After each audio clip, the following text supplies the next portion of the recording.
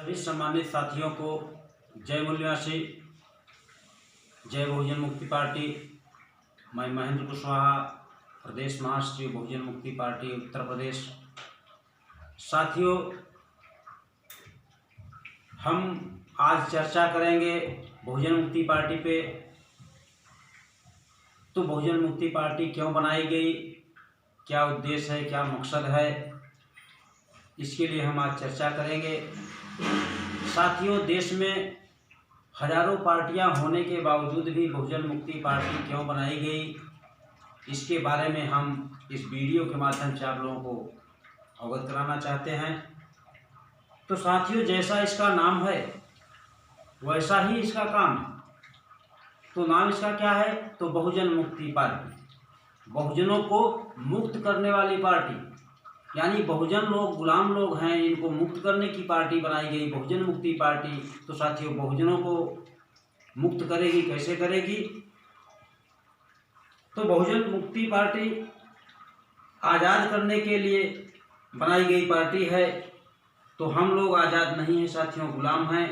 आज़ाद भारत में मूल निवासी बहुजन समाज की हजारों समस्याएं पैदा हुई, जो कि गुलाम भारत में खत्म हुई थी। आज़ाद भारत में उसको पैदा कर दी गई।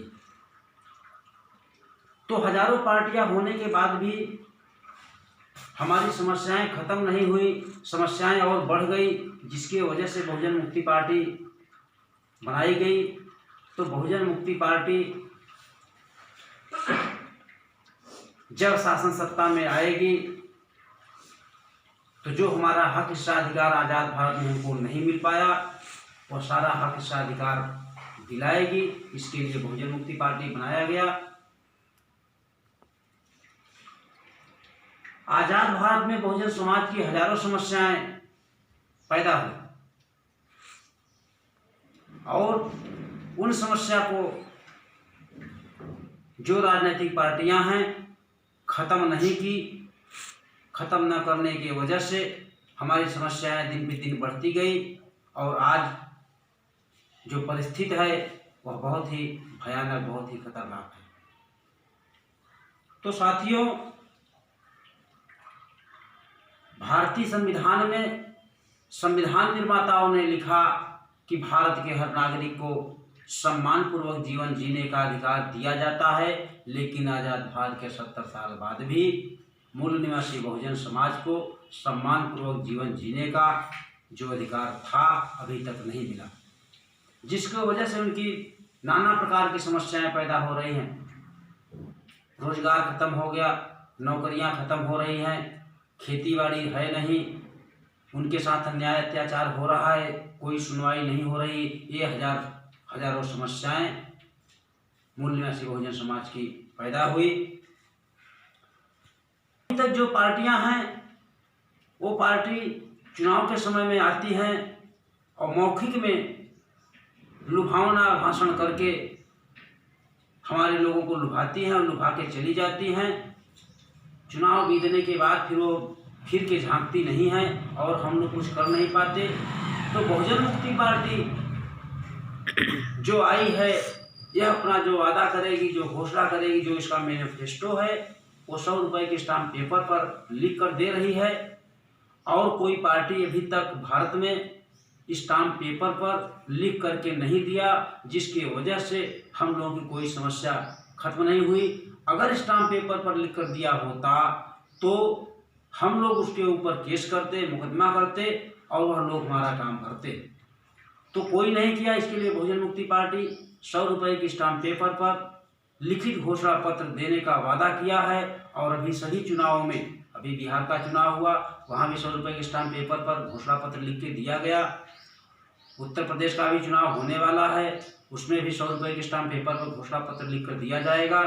तो जो घोषणा पत्र लिख कर दिया गया है तो साथियों, आज हम 3 नंबर तक की घोषणा, 1, 2, 3, वो हम आपको बताएंगे अगले वीडियो में, फिर आगे का बताया जाएगा। तो साथियों, पहला घोषणा है जो ये है 100 रुपये के स्टाम्प पेपर पे।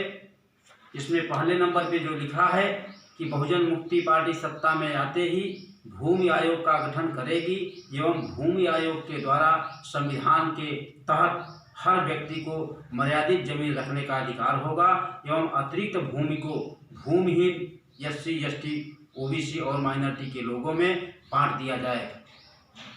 तो साथियों, आज जो सरकार का आंकड़ा है कि 94% जमीनों पे उच्च वर्ग के लोगों का कब्जा है, मूल निवासी बहुजन समाज के पास जमीन नहीं है, मात्र 6% है, जिसके वजह से उनकी हजारों समस्याएं हैं। नौकरी नहीं है, रोजगार नहीं है, तो कम से कम अगर भूमि होती तो भूमि में अपना काम करके अपने परिवार का भरण पोषण करता, मगर भूमि भी उनके पास नहीं है। जिसके पास क्लास 1 क्लास 2 की नौकरियां हैं, उसी के पास मिल फैक्ट्रियां हैं और उसी के पास हजारों बीघे ज़मीनें भी हैं। एक आदमी के पास 2-2 हज़ार बीघा 3-3 हज़ार बीघा ज़मीन है। हमारे लोग उनसे ज़मीन बटैया पे, अधिया पे, ठेके पर लेते हैं और ठेके पर लेने के बाद जो धनराशि कही जाती है वह धनराशि उनको देना पड़ता है। खेती में सूखा पड़ जाए या बाढ़ आ जाए या बारिश से डिस्टर्ब हो जाए, उससे उनको कोई मतलब नहीं रहता। जितना फिक्स है उतना उनको देना होता है, जिसकी वजह से किसानों की समस्याएं बढ़ रही है, मजदूरों की समस्याएं बढ़ रही हैं। इसके लिए भूमि आयोग बनाई जाएगी, सबको निर्धारित भूमि दी जाएगी। जब भूमि अपनी रहेगी तो अगर सूखा पड़ गया, पैदावार कम भी हुई, बारिश के मौसम से फसल नुकसान हुआ, पैदावार कम हुई, तो जितना भी पैदावार होगा अपने परिवार के भरण पोषण के लिए होगा, तो मूल निवासी बहुजन समाज की समस्याएं खत्म होगी। दूसरा है, बहुजन मुक्ति पार्टी सत्ता में आते ही SC ST OBC को अपनी आत्मरक्षा के लिए संवैधानिक तौर पर हथियारों का लाइसेंस बड़े पैमाने पर प्रदान किया जाएगा। ऐसा करके मूल निवासी बहुजन समाज को जो उनके साथ अन्याय अत्याचार हो रहा है उसको बचाया जा सकता है। तो बहुजन मुक्ति पार्टी जैसे ही सत्ता में आएगी, मूल निवासी बहुजन समाज को बड़े पैमाने पे आत्मरक्षा के लिए हथियार उपलब्ध कराएगी। तीसरा मुद्दा है, नरेंद्र मोदी OBC प्रवर्ग के प्रधानमंत्री होने के बावजूद भी OBC की जाति आधारित गिनती नहीं कर रहे हैं। बहुजन मुक्ति पार्टी की सत्ता आते ही जाति आधारित जनगणना और OBC की जाति आधारित जनगणना करवाई जाएगी, ऐसा बहुजन मुक्ति पार्टी ने मैनिफेस्टो में दिया है। तो साथियों, गणना ना होने के वजह से, गिनती ना होने की वजह से OBC के लोगों का बहुत बड़े पैमाने पे नौकरियों में, रोजगारों में, खेती बाड़ी में नुकसान हुआ। कैसे हुआ, तो एक उदाहरण के तौर पे हम आपको बताते हैं। जैसे गांव देहात में जब लोग अपने बेटी की शादी करते हैं तो बेटे वालों से यह पूछते हैं कि भाई कितने बाराती आपके आएंगे, तो वर पक्ष यानी लड़का पक्ष का आदमी बताता है कि भैया हम 200 बाराती आएंगे। तो कन्या पक्ष वाला लड़की के पिताजी ने 200 लोगों को रहने का व्यवस्था, खाने का व्यवस्था, नाश्ते का व्यवस्था, सारा व्यवस्था जब करते हैं तो आने वाले लोगों को कोई समस्या नहीं होती। अगर वह न बताए तो लड़की पक्ष का अगर 100 लोगों का व्यवस्था किया है और बाराती अगर 500 लोग आ गए, क्या उनकी व्यवस्थाएं हो पाएंगी? क्या उनका सुविधा सब दिया जा सकता है? क्या उनका सेवा सहाय किया जा सकता है? नहीं किया जा सकता। तो जनगणना ये महत्वपूर्ण है कि जब हमारी जनगणना होगी कि OBC के लोग कितने हैं और कितना उनको हक हिस्सा मिला, कितना नौकरी मिली, कितना रोजगार मिला, कितना खेती मिला, जब यह पता होगा सरकार को, तब जिनको नहीं मिला उसको दिया जाएगा। तो साथियों, अभी तक ऐसा नहीं हुआ। जनगणना 1931 में अंग्रेजों के शासनकाल में हुआ, उस समय OBC के लोग 52% थे। आज उनकी संख्या 52 से ज़्यादा ही होगी। लेकिन नौकरियों में जो कार्मिक मंत्रालय का रिपोर्ट है, उस रिपोर्ट के तहत 52% OBC, मात्र 5.7% क्लास 1 क्लास 2 में है।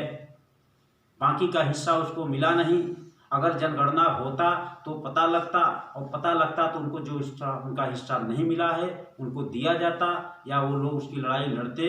ऐसा नहीं किया गया, जिसकी वजह से उनकी बहुत बड़ी क्षति हुई, नुकसान हुई। बहुजन मुक्ति पार्टी जैसे ही शासन सत्ता में आएगी, OBC की जाति आधारित जनगणना करवा के जनसंख्या के आधार पे पर्याप्त प्रतिनिधित्व हर क्षेत्र में देगी। तो आज बस इस वीडियो में इतना ही। आगे अगले वीडियो में आप लोगों को मिलेगा। धन्यवाद। जय मूल निवासी, जय भारत, जय भीम, जय बहुजन मुक्ति पार्टी।